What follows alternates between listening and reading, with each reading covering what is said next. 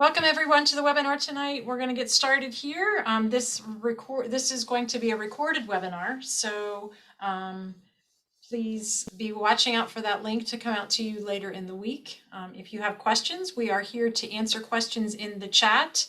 There's a lot of information here, so please don't hesitate to use that Q&A to type your questions in when you have them, and we will then address them as soon as we have a pause. So with that, go ahead and advance to the next slide. I did already start the virtual housekeeping, but I'm going to launch right now the poll that we have. So let me go to the polls. If we could just get a pulse on who's in the room, feel free to respond to the poll, identifying who you are and how you describe your LinkedIn knowledge.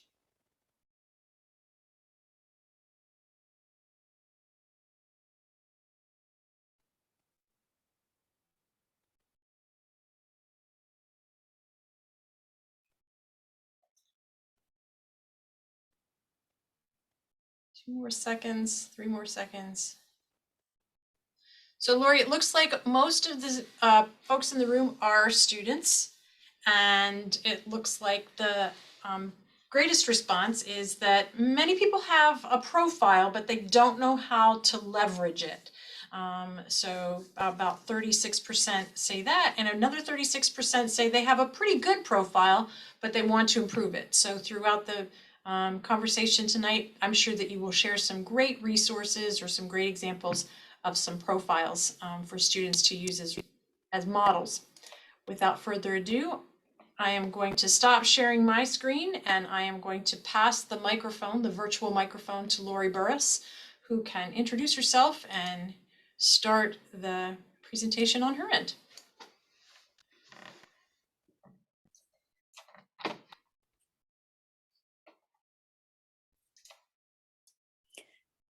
Hello, everyone. I'm so happy to be here. My name is Lori Burris. I am the Education Innovation Advisor at LinkedIn Learning. I've been there since 2009, but I've also taught at so many different universities. I'm currently teaching a graduate level course at the University of Southern California, and I'm coming to you today from Pasadena, California, where, believe it or not, it's actually cold. I'm wearing a wool sweater today. It's in the high 40s, low 50s. If you missed last week was where I did a very deep dive into how to create your profile. This week, I'll be talking a lot more about personal branding, how to grow your network, and how to do job searching, all outward bound activities as opposed to inward bound activities. Your profile is a way for people to discover you coming in. And now I'm going to be talking about ways to push out who you are and what you're doing. So first thing I'm going to talk about is building your brand. And you all know what brand is because you've all watched a commercial on TV, and before the commercial even ended, you knew it was Target. It's about knowing in a way, almost like you know a friend, who that is and what you're about. And we're going to talk about that today. We're going to talk about building personal brand. Once you've published content, people can follow you to stay on top of what you say and post on LinkedIn. It becomes part of your profile, part of your story, and it gets shared with your network, and it reaches the largest group of professionals, over 600 million to be exact. Individuals create posts to promote their services and promote their personal brand, to show their thought leadership, and also to look for jobs and to look for opportunities. So I'm going to talk about two different ways that you can create posts. One is like an update, not unlike what you'd use on Instagram or Facebook, but you use it for your professional network. And the other thing is more like medium.com, where you actually write an article, or you can create a newsletter. Updates, it's a great way for you to share your perspective. It's quick, it's high touch. I use studio status updates all the time. We call them posts at LinkedIn. The second is your opportunity to explore a topic in more detail through publishing, and we call those articles.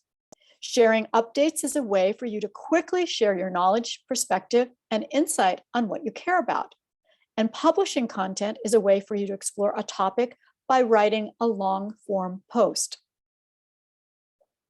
You simply, after you've created one of these, you can click the button View Stats within your published article to pull up analytics that will help you target the professionals who can benefit most from your perspective and expertise. So one thing you might think is, if I'm writing a capstone paper, could I put a short form of that capstone paper in an article and then post it? And this will help you see if you're targeting the right audience, and it will also see if it's resonating with your professional community. You'll start to gather birds of a feather around what you post and what you write about. Posts are all about getting heard. It's all about creating authentic stories and sharing it with other professionals. It's very, very helpful, and I've marked in red on this slide so you can see that you mention people. If you use the ampersand and a person's name, that will automatically put a link to their profile into your post. As you can see, Samantha put Aria's name in there, and she put my name in there because we were connected together for doing a presentation, a panel, and we both were able to be linked to if people wanted to find a deeper dive. The other thing that's important to do is to use hashtags. You can use hashtags for topics and themes. Notice this was a mechanical engineering conference, and we did hashtag mechanical engineering, hashtag career development, and hashtag higher education. Now, these all popped up in the feature add hashtag that you see on the left. LinkedIn has a number of keywords and the trends and topics that people are following, but you can always make up your own hashtag whenever you want so that your group can be able to find what you've been writing about and talking about. If you use hashtags and the ampersands, it will increase the visibility and increase the amount of people seeing it by 4 to 10 times more. So what kind of content should you put into these posts? I recommend that students actively looking for jobs or looking for internships post 3 times a week. You don't need to spend hours doing that, just minutes doing this. Questions, meaningful questions followed up by a company blog post relating to a topic or discussion. Industry news. For instance, I was helping an engineering student who was really excited about Microsoft buying Blizzard and being able to own Activision. And he made his comments about why, as a software developer, that would be interesting to him. So he used the article that he found in the LA Times, posted that URL, and then wrote his commentary, just 2 or 3 lines at the top. Statistics. People love numbers. They love numbers that tell a story or prove a point or show you something that you can see visually. So data visualization is a great way to go.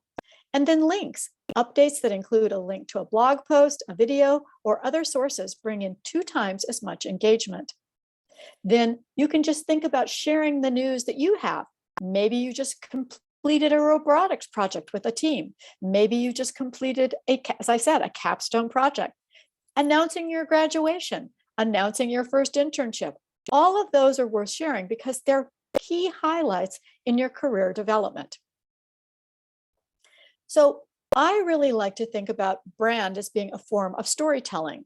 Brand storytelling is what you want to master here. Online content is about emotions and personal stories.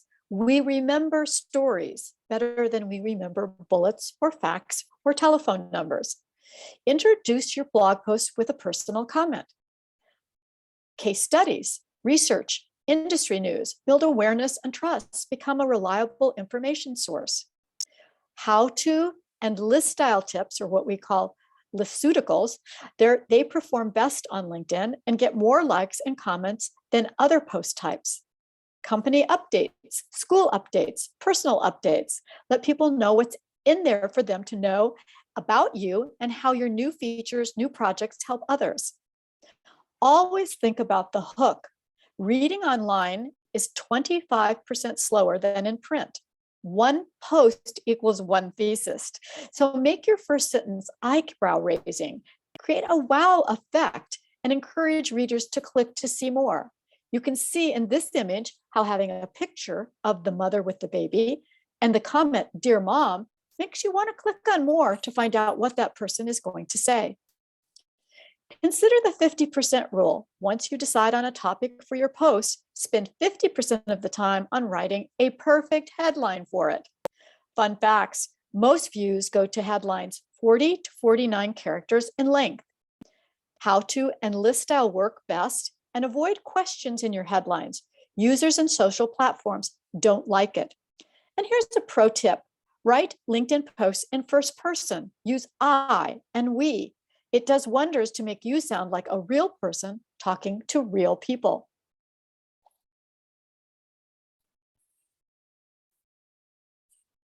And I just wanted to show you some examples of some of our highest read, highest shared posts here.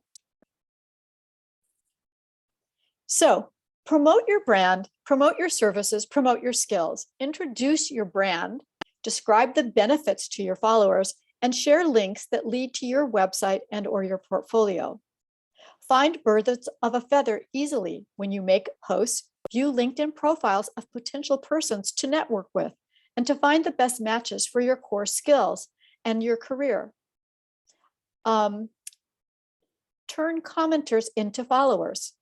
When people are commenting, or you can be commenting, if you can't make a post one day, find a post you'd like to make a comment on. That's a great way to start networking and start a conversation.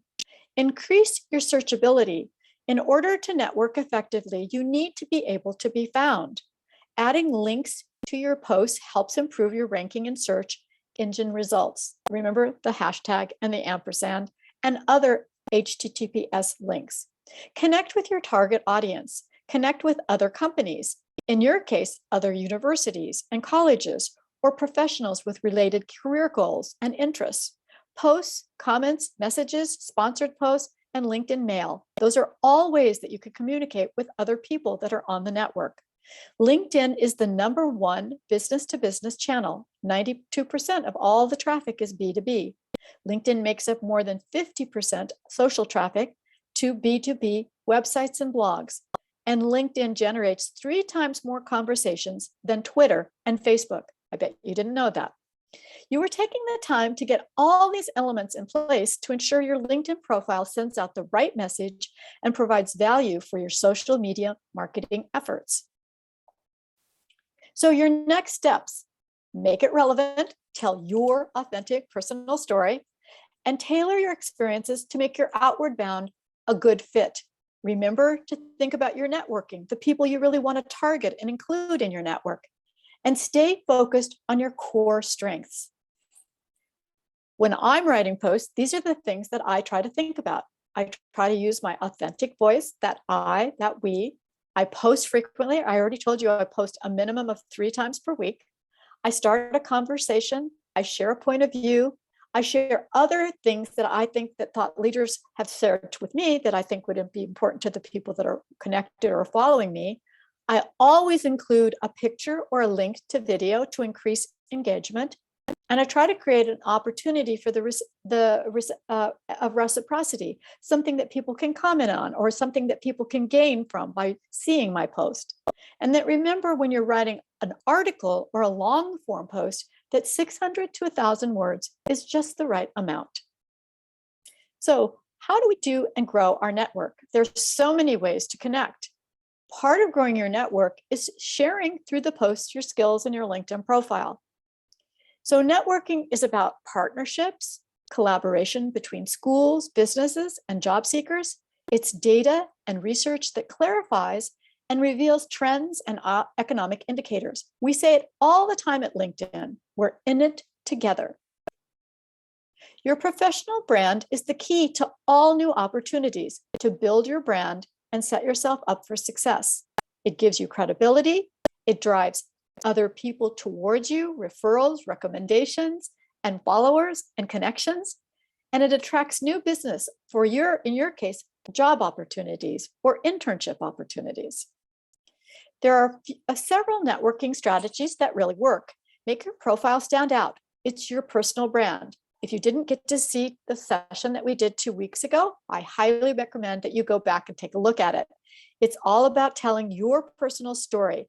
It's way more about storytelling than it is of a 1-page resume and a 1-page transcript. Connect with people and interact with them. Don't just connect, interact, follow them, read their posts, comment on their posts, post your own engaging content, join LinkedIn groups that are relevant to you. I'm a teacher in the higher education. I'm also an interaction designer. So I'm a member of 2 UX design groups. I'm a member of design thinking group, and 3 or 4 groups that have to do with developing curriculum and developing micro-credentials. And then follow your companies and your heroes. Be sure that you're reaching out to people that you want to either aspire to be or you'd like them to be part of your network. To search for groups by name or keyword, you enter your keyword or group name in the search bar that's at the very top of the LinkedIn homepage. Then select group name or groups from the dropdown.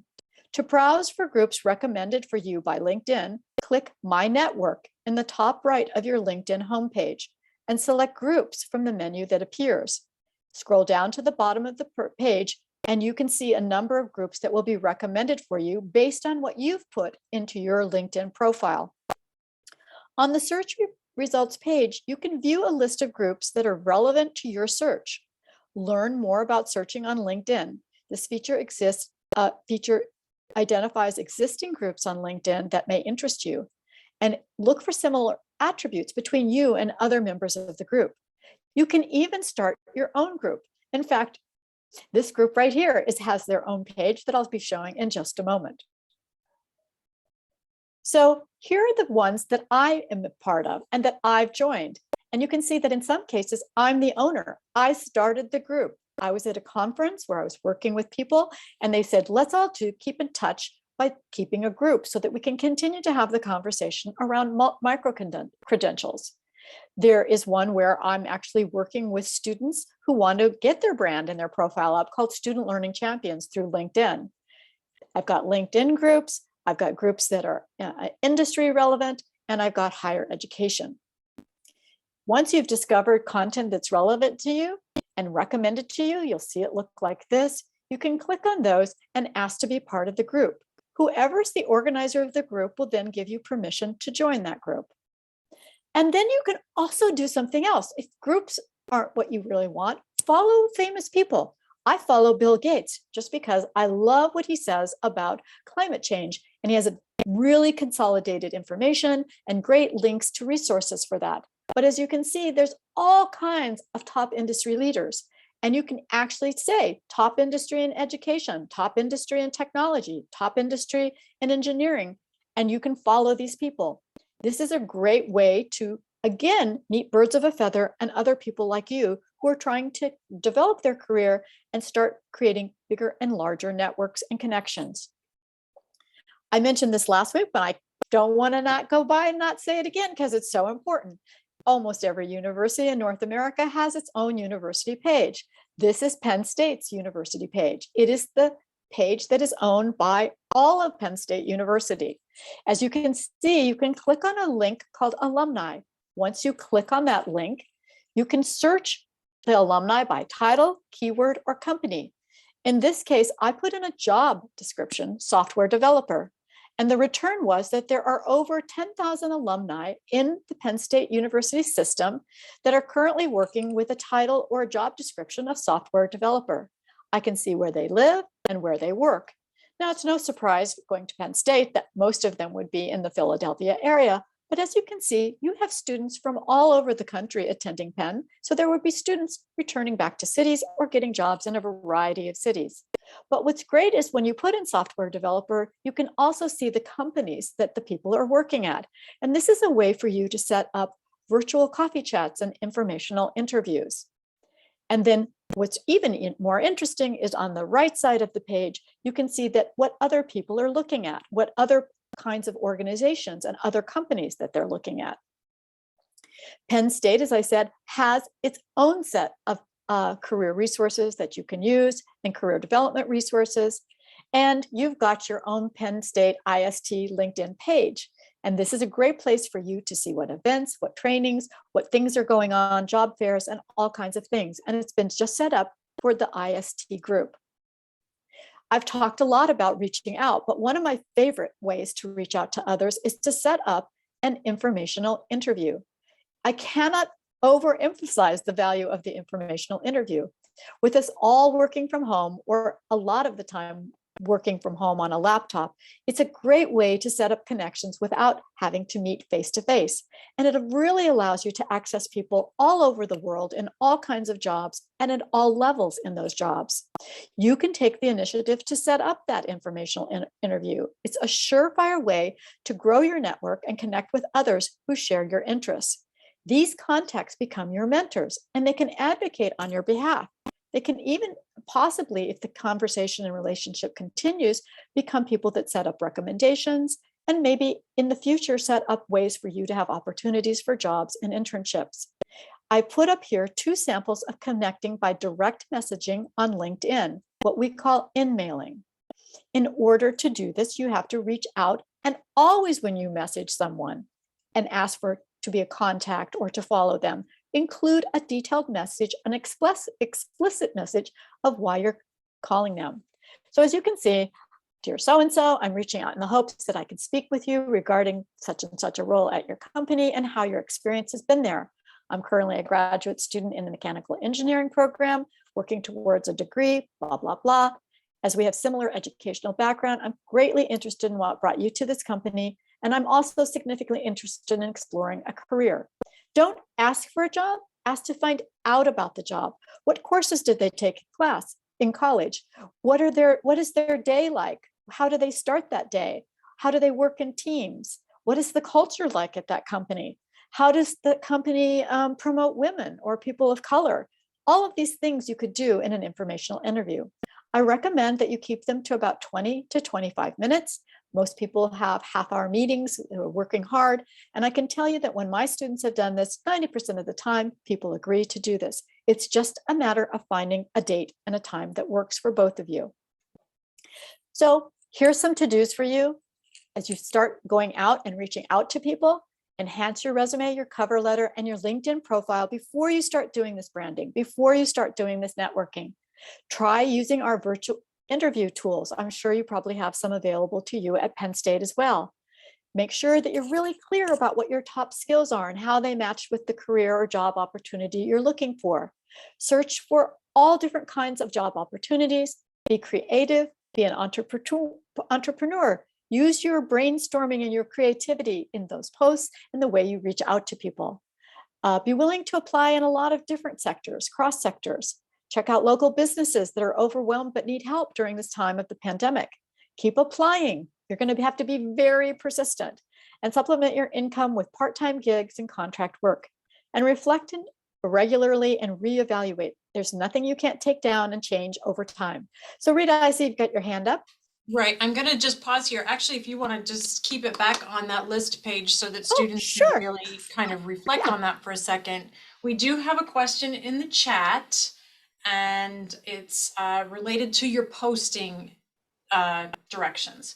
What are some good things to post about if we're not always doing something worth sharing? And I think that you did address it, but sometimes taking it out of the presentation and putting a spotlight on it is helpful. So I told you this mechanical engineering student didn't really have anything to report on any of his capstone courses or anything that he was doing particularly that he thought was great. But I said, what have you been really excited about as a software developer? And he said, well, there's this post on Microsoft about them buying Blizzard, AKA Activision. So he took the URL, pasted the URL into his post, up popped a picture that's featured on that blog post. And he wrote about how as a software developer and also as a passionate game player, he was really excited to see what the potential would do. And he hoped I can't remember the name of the game, but there was one game that he really wanted to see some changes. And he listed the changes that a software developer would know, things that he would thought would enhance the game in the future. And with the help of the AI engine and the smarts of Microsoft, he's really looking forward to a game experience that's very much enhanced. I read posts by interesting thought leaders all the time. If I think it's really relevant, for instance, we just put out a post today on LinkedIn's Green Report, how to work for green companies, how to start gaining skills that align with climate change and green industries. I think that's so important that I posted. I think this is something we all need to take a look at in our own individual way, how we can promote climate change through our positions, through our companies, and through the skills that we're teaching others. That's all I wrote. I just wrote like 20 words, but I shared it out to all of the people because I think that is newsworthy.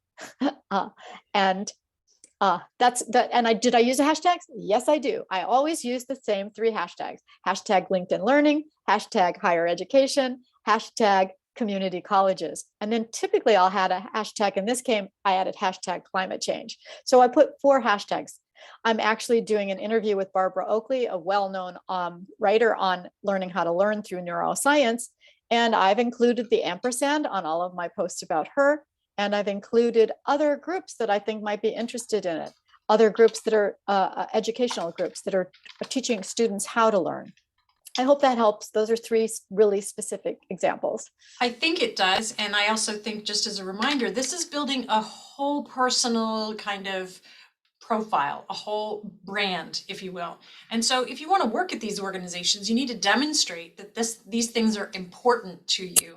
So having those conversations, like what is important to me within the organization, can sometimes help drive you to the content that you want to make sure that you're kind of posting about or making part of your profile.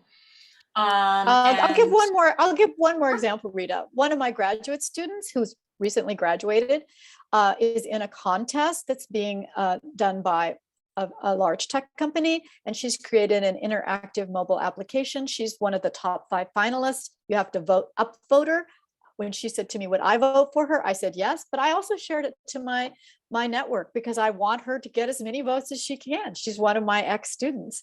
And I thought her project was really, really great because it has to do with social emotional learning using mobile applications. So I was proud to be able to share that information about someone that I personally knew. That's great. So I'm going to go on a little bit very quickly through career development, and it's kind of the 6 stages that we've identified at LinkedIn. A career development plan is just that. It's a strategy. It's a set of actions that you can take to grow your career. And you can do this ongoing throughout your whole life. You build your knowledge, your skills, and your experience, and it's always changing.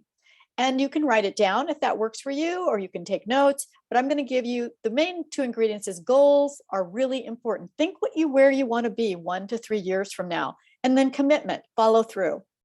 So stage 1 is assessment. It's the learning phase. This is where you try to figure out, when you're thinking about your brand, what makes me different? What makes me stand out from others? We call that differentiators.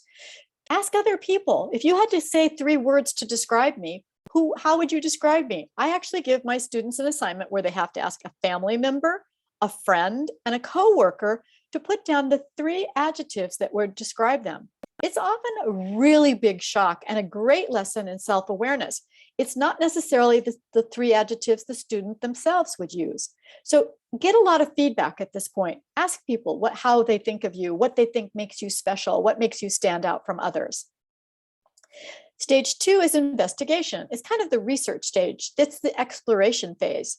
Be strategic about how you use your time, people you know, people in your organization. Look at different companies, different professions, different job titles. Prioritize your contacts. Refresh your network. Work on this, adding more people through the alumni page, through your postings, through people you're following. Stage 3 is preparation. It's the reinforcement stage. You're feeling more confident. You have a clear idea of where you want to go 1 to 3 years from now. You've worked on creating and increasing your network by 20, 30, 40%, and you're able to tell me a little more about you on your LinkedIn profile. You can say to me, if I met you at a party, what you bring to the table, what makes you different, why I should hire you, whether you're a young professional, an innovator who wants to launch a side or new business, a leader at your school in the making, or even a head of an entrepreneurial project. You're being asked to talk about yourself every day. Many people are lousy at articulating their value in a compelling, confident, clear manner. Be ready to speak up, own your power, and share your values with others without guilt or discomfort. Do not think of this as bragging. Do not go there on this one. This is okay to do because we're connecting digitally. We're not connecting as the same way we would do socially in a face-to-face context. You want to be passionate and you want to position yourself to be seen. What position are you going after? What are you trying to attain? It's connecting the dots through storytelling. Share your impact through your skills. Think about 3 tasks in which you're highly skilled and that you really, really love. Then try to connect them to the impact. A skill is an ability or a technical advantage you have. Your impact is what you can do with that skill. Translate that strength into action or outcome that's relevant to others. So for instance, my student who's studying UX design at University of Southern California has the UX design skill, but her impact was creating this mobile application that would help people who need to connect socially and emotionally through social networks and try to form deeper and more binding relationships. Stage 4 is implementation. Are you one of the go-to people in your school? Are you ready to take on more responsibilities? Are you comfortable with the fact that you're doing exactly what you believe you were meant to do? And you're ready to show that. Consider these things as you look for different jobs. Pay versus enjoyment. Relocation, what are the pros and cons? Remote versus face-to-face or hybrid learning. Try to find a way to strike the right work-life balance. Think about the culture. Think about inward and upward mobility. What is the culture like for women? What is the culture like for people of color? Develop and implement your job search or strategy. Craft a timeline, search the skills, prepare for interviews, network, write a personal statement, attend events and conferences and trainings that you normally don't attend. You could start off right off the bat. I'm sure Rita's offering a bunch of career fairs and career options and career appointments this spring. And then the final one is number 5 is building and maintaining phase. When you stop learning, you stop growing. Hold yourself accountable. This is an ongoing project. It never really ends. I'm turning 70 in 2 weeks and I'm still working on my LinkedIn profile, still networking, and still trying to figure out how to define and make more clear my personal brand. But I always take courses. I'm always learning. I have a deep, deep passion for learning. And that learning and taking on new skills has differentiated me. If I had only relied on what I learned from Dreamweaver that was created by Adobe a decade ago, I wouldn't have been able to get a job at Disney understanding how to use HTML and JavaScript libraries. And today I use interactive JavaScript libraries to do all kinds of things in UX and experience design. I've continued to build my skills. I've never become a dinosaur, even though I have a number of extinct skills. Okay, Rita, I see that hand again. Or is it still up from the last time? I think it's still up from the last time. I did post in the chat, however, the career events link so that if students want to find that, there it is. Good news. Okay, so for the last one, the decision-making stage, you're actually getting calls, you're setting up interviews, you're ready to transition because it's the result of all the successes you've already achieved. It's completely natural to feel like you've gone as far as you can within a current position, organization, or even industry, and yet still crave exploration of what's next. You're always going to be craving what's next.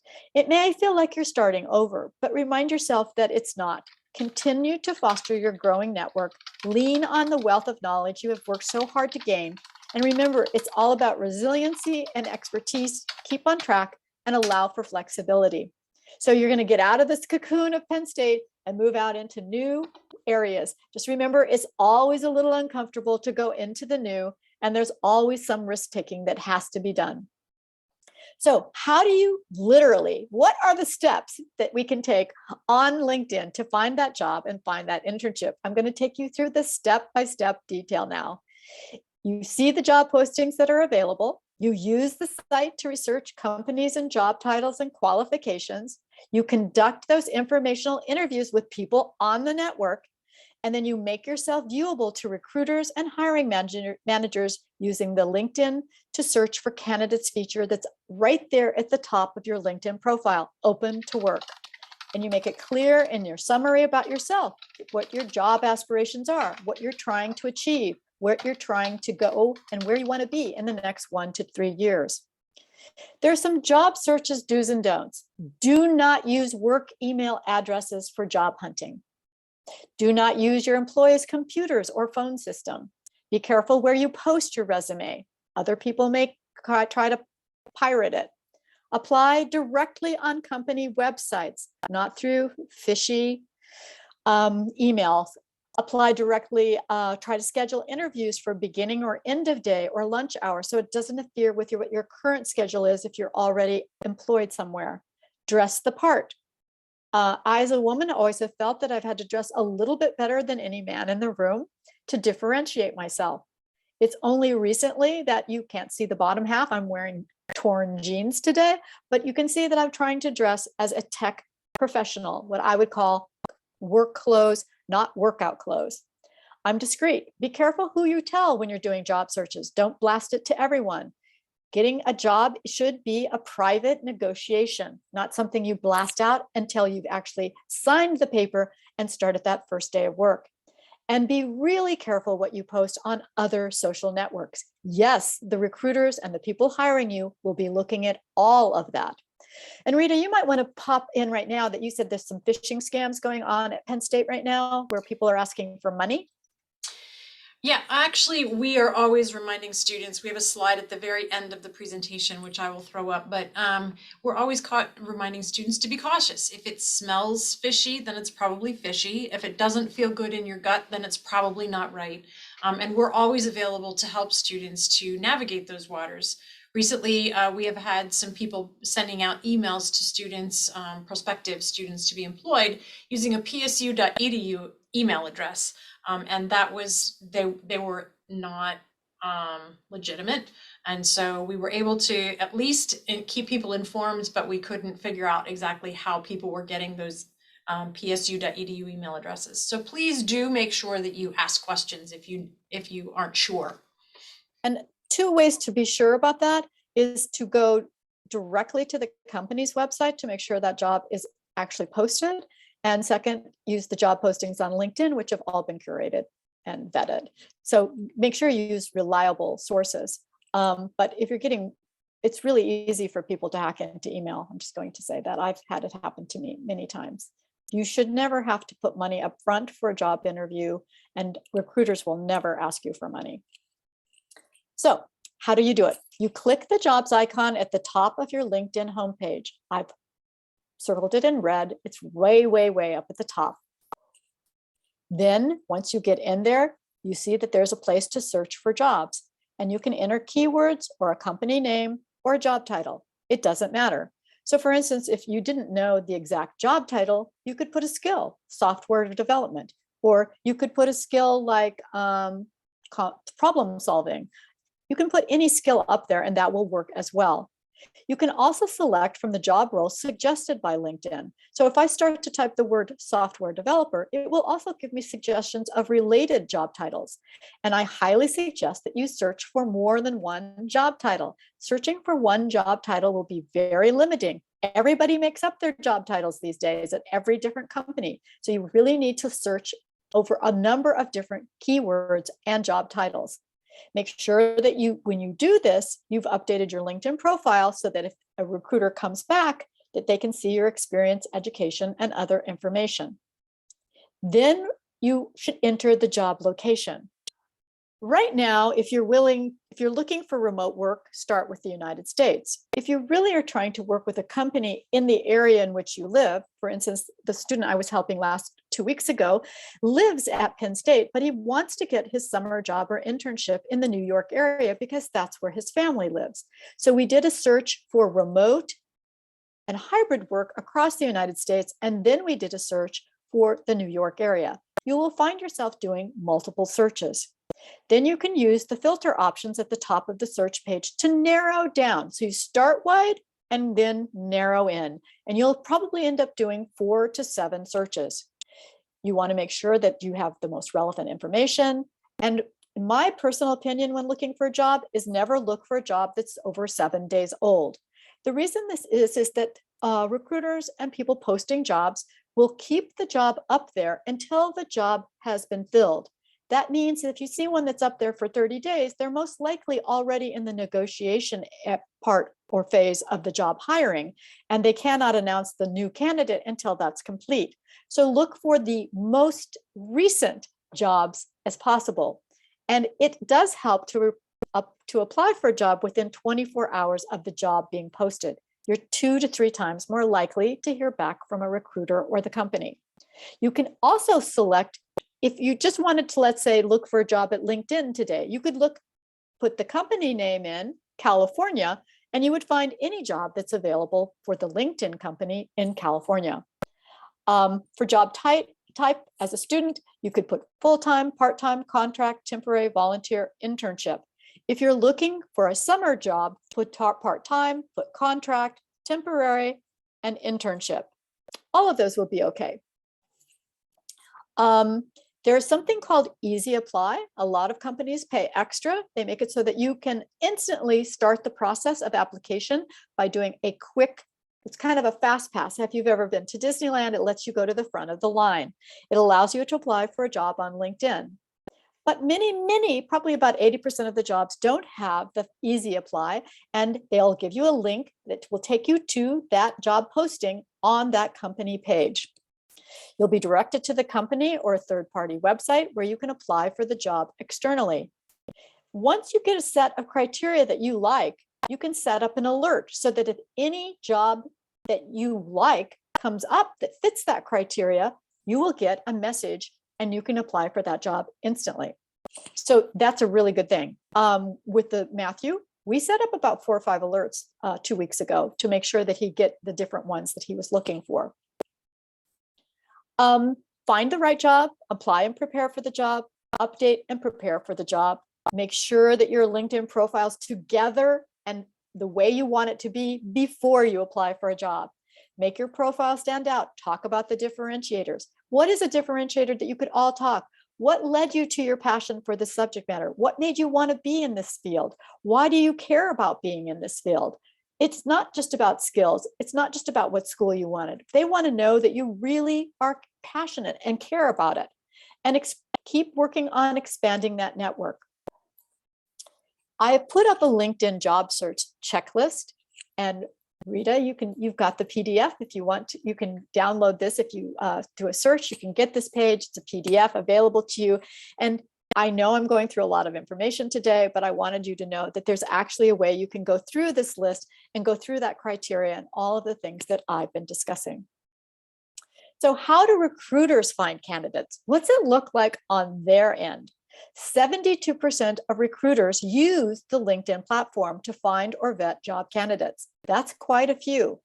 Recruiters use search terms and filters to find the right candidates. LinkedIn search algorithms consider a variety of profile sections and user activity to rank their results. And then the recruiters have their own preferences and tricks to compile lists of top candidates. A small business hiring manager might use LinkedIn's advanced search features to filter for job candidates within their own network. An agency recruiter might pay for LinkedIn Recruiter to expand their networking and search capabilities. While sourcing techniques vary, virtually everyone uses LinkedIn during the hiring process.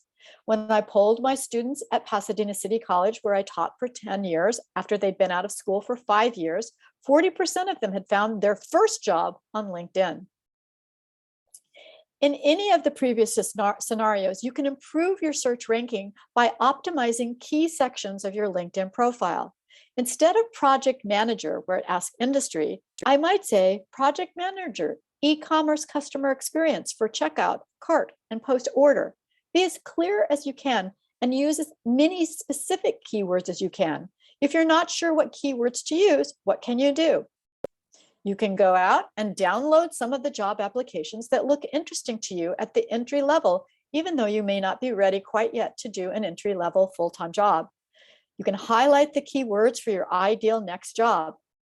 I asked someone that I'm coaching to send me 2 or 3 job postings that they aspire to before we have our first meeting. Then they highlight the keywords and we put their skills into 3 buckets: professional, interpersonal, and technological. Recruiters are highly likely to search for specific skills or keywords, the keywords that LinkedIn uses, either by using LinkedIn Recruiter's built-in skills filter or by plugging all relevant terms into the search bar. Keywords make the biggest impact on LinkedIn search ranking when they appear in a profile headline, a job title, in your summary, or in your skills area. But they can also be placed in job descriptions and in the LinkedIn profile summary throughout the different sections. I told you before, skills and keywords are searchable, but they're not weighted as highly as some keywords are, where it shows evidence of work or volunteer experience. You can increase your keyword confidence with more research, by downloading those jobs, by looking at what other people are using to describe themselves, and then put your primary keywords into your LinkedIn title. I try to pepper those keywords throughout the profile. For this student, I made a skills analysis based on her ideal or aspirational job searches and choices and the skills that she'd underscored. And this is pretty true and pretty accurate. I've done this for creative types, entertainment types, healthcare, engineering, but usually the professional skills, that bucket's about 7 to 10. The interpersonal skills is around 15 to 20. And the technology skills are usually somewhere between 5 and 10. Finally, we added these keywords throughout her profile. And then I showed her what the recruiter would see for a job search. In this case, the job search is for project manager. There's a location specificity, which is Chicago. And the top 2 skills they're looking for are business strategy and analytics. One of the things you can do on your LinkedIn profile is actually put the skills in the order of importance. Really a very important thing to do for you. And then you can see that what's revealed through the profile is education and things like that. On the right side, you see that the recruiter got 1,000 total candidates. 71 have company connections. Someone they know at the company is already there. And 230 have engaged with your talent brand. They've come to your site before. They've come to your work before. So you can see that Kenneth Ray is coming up as a top candidate because he's already connected to people within the company. He follows the company and he's got network viability. Ellen Silverman is ranking 3rd. She's got 5 shared connections, but she has been involved with recruiters at the company before. So you can see that as those people populate, they get different ranking on how much they're connected to the company, how much they fit the job, and how much they would be part of the company culture. These are all things that the recruiter can see and change and add. The LinkedIn Recruiter product provides a ranked list of the candidates corresponding to a search request in the form of a query, a job posting, or a recommended candidate. Given a search request, candidates that match the request are selected and then ranked based on a variety of factors, as I mentioned, such as the similarity of their work experience, skills within the search criteria, job posting location, and the likelihood of a response from an interested candidate. For instance, I do not have open to work posted on my LinkedIn profile. I might show up in a recruiter's skill, but I wouldn't be a likely candidate because I'm not actively searching. So I wouldn't rank high at the moment. Then for each recommended candidate, the recruiter can perform the following actions. They can view the candidate's profile, save the profile to a hiring project as a potential fit, and send an email to the candidate through LinkedIn. So highlighted here are the job title, the location, and the skills keywords. As you can see, this is a different job. This is the accountant in San Francisco. And again, very specific skills that they're looking for, and the kind of keyword for the job description in this case is accountant. So a recap: personalize, specialize. Specialize is going to be your differentiate. Personalize is going to be who you are, why you matter, what your values are. Get visual, get creative, optimize your LinkedIn profile, showcase the work you're doing, whether it's volunteer, whether it's a capstone project, whether it's a team or collaborative assignment. Make sure you get all of those things on your profile. Join communities, groups, post, and post again. Comment on other people's posts, reshare posts. You can reshare posts. I forgot to mention that, and boost your profile's presence. So now, believe it or not, we're to the Q&A part. And I just want to let you know that you're going to be receiving a PDF of this with a ton of resources. This time today, I've given you a new list, Rita, the career development resources. There's a number of courses that are specifically about how to develop and create a career. This is the LinkedIn path that doesn't really work, the link, but you can see the 7 courses that I recommend that any college students should watch if they're looking. And these are 10 courses that are currently free right now if you have families and friends doing active searching. So I'm going to quit the share now, and we'll go to being much more intimate, sharing, talking with each other, and answering all those questions. Very great. Cassie, do have a question. We do. How would a person with no prior experience be able to stand out in LinkedIn? A person's prior experience? Has no prior experience. Oh, has no prior experience. The volunteer experience, which I went through last week. So if you haven't watched the recording from 2 weeks ago, go through that. Second way is, have you done any capstone projects, collaborative projects, hackathons? There are Penn State, just one small section of Penn State is attending courses. There are programs abroad. There are all kinds of experiential learning that goes on. There are all kinds, IST probably has all these different meetup things. There's all kinds of ways that I didn't want to use a bad word. I started to say shack up. Now I'm not saying this is what happens when you're spontaneous. There's just all these meetups, all these things that you can do. I've been on the Indiana University. I was there for an informatics hackathon. It filled the entire library. I didn't find any books. I just saw teams of people in threes working on informatics, working on robotics, and working on mobile applications.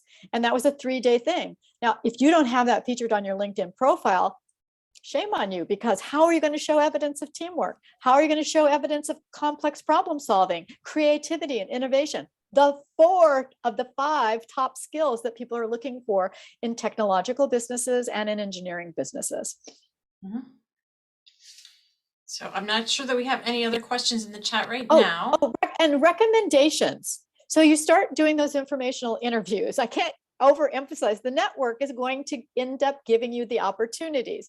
If I meet with Cassie and she tells me about her job and everything, but 3 months later she has a job opening, or a friend of hers have a job opening, she'll say, I met this brilliant Penn State person. I'm going to hook you up, connect you to each other, or have you connect. So one of the things that you'll find with the informational interview is it doesn't do great rewards day of, but most of my students said 3 to 6 months later, they either got a recommendation, they got an ability to actually visit the company and job follow someone for the day, which is a fabulous experience if you can do that, now that we're getting to the end of COVID. And 3, other opportunities came up from that relationship that they developed, not necessarily at the company that person worked at. You got to cast a wide net, narrow it in.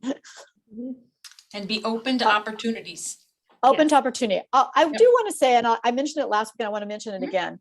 One of that student who I up posted about her trying to win that contest in UX. Oh, you can enter contests, you guys. There's tons of contests all the time. There's software companies. Adobe puts them up. Intel puts them up. Microsoft has them. There's these contests all the time. NASA had one up that my UX students did for creating a learning mobile application, and we did cross-disciplinary teams. They're up there all the time. That's another way to feature yourself. And I find that work people consider that to be experience. Don't hesitate to do those kinds of things. Right.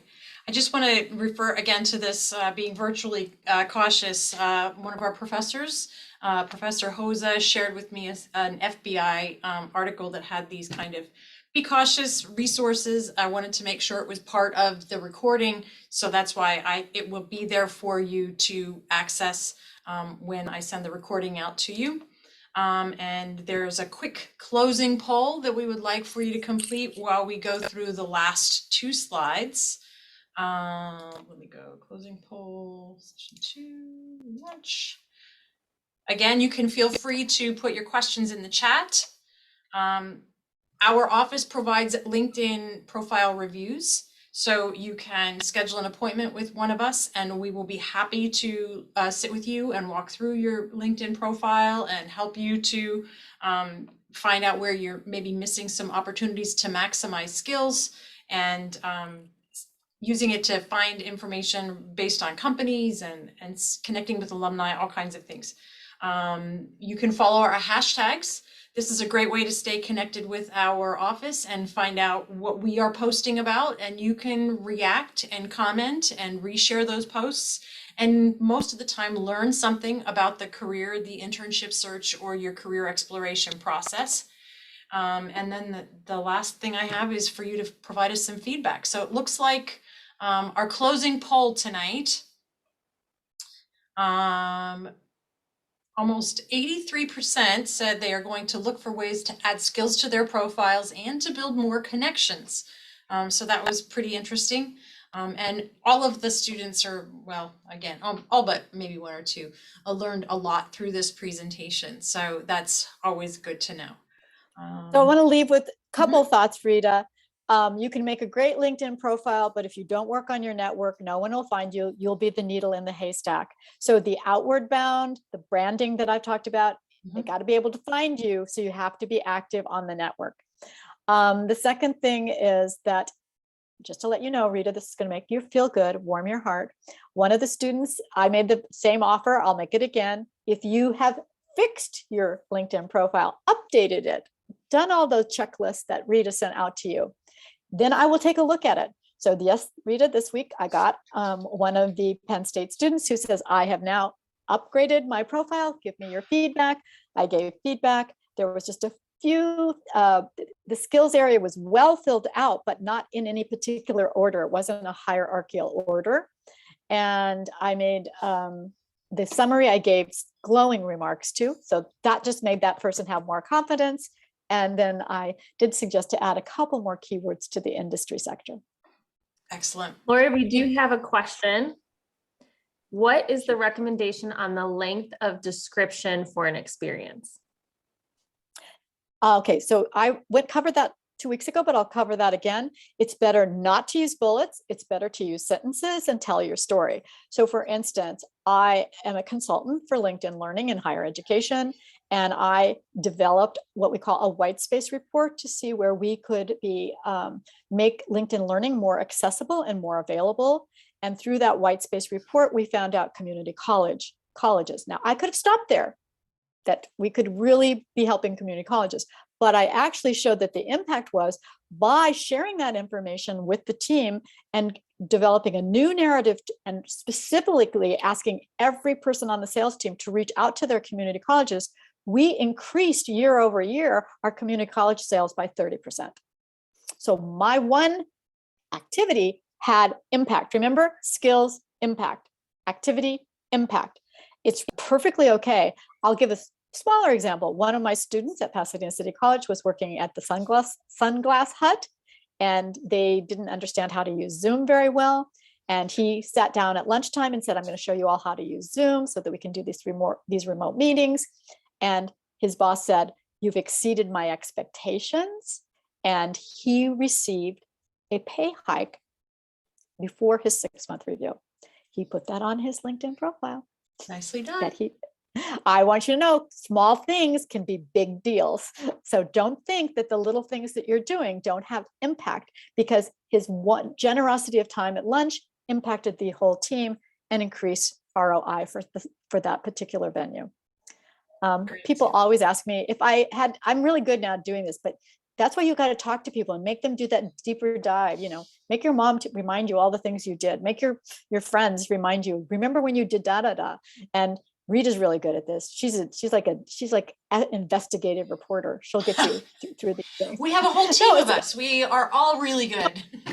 But that's that point. That's the point. Really, not just coming with the first thing that pops into your head, but really thinking about all of the things that you do that have value and that make you who you are. That's going to be your differentiator.